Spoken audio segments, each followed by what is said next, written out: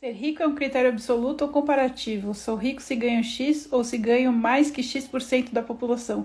Que pergunta maravilhosa! Muito obrigada por fazer essa pergunta. Existem algumas vertentes diferentes na análise dessa questão.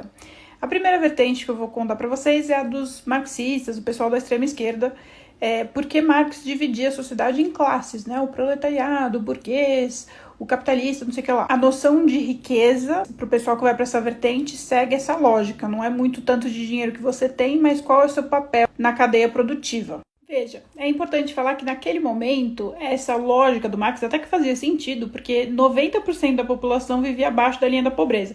Então, meio que não tinha muito que medir da quantidade de riqueza, porque estava meio óbvio ali a situação de cada um. Porém, muitos séculos se passaram desde então, a gente teve uma evolução não apenas do capitalismo, mas também da ciência econômica. A gente foi para uma segunda fase da análise econômica do capitalismo, que muito resumidamente era nessa noção de rico e pobre, e usava-se os dois tipos de parâmetro, tanto a quantidade de dinheiro que tem na conta, na renda dessa pessoa, quanto o percentil que essa pessoa, essa família ocupa na sociedade. Isso servia também para comparar países, né? Tinha os países ricos e os países pobres. E nessa época a noção de riqueza era isso, a quantidade de dinheiro que você tem ou o percentil que você ocupa. Por isso que a gente tem ainda essa carga de admirar muito o PIB, né? Que é uma visão mais retrógrada da economia, né? O país que está crescendo o PIB é um país que está enriquecendo. O país que tem um PIB per capita muito alto é um país rico. Não é bem assim, a gente sabe que pode ter um PIB per capita alto e tá uma alta concentração de renda. Parte da população é milionária, bilionária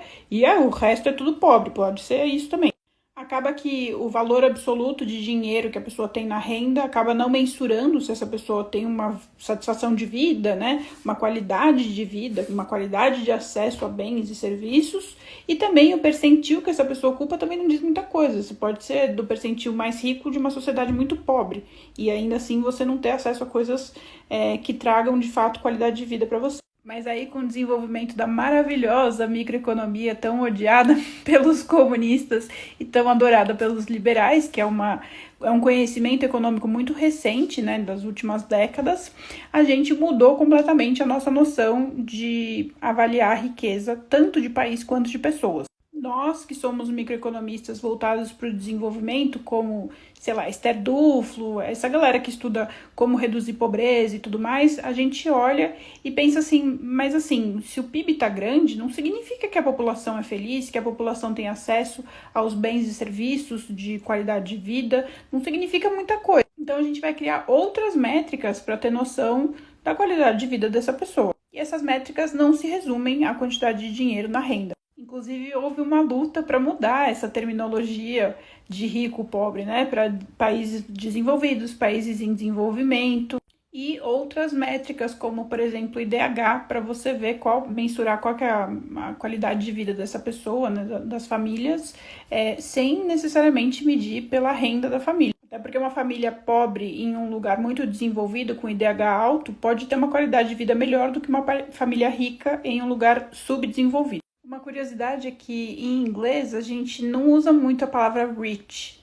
né, que é rico. A gente usa mais a palavra wealth, que tá mais relacionado com prosperidade, bem-estar, abundância. Era muito frequente durante o meu mestrado eu usar a palavra rich para falar de uma situação de bem-estar e a galera me corrigir, falar, não, você está falando wealth. Porque na economia usa-se muito pouco rich.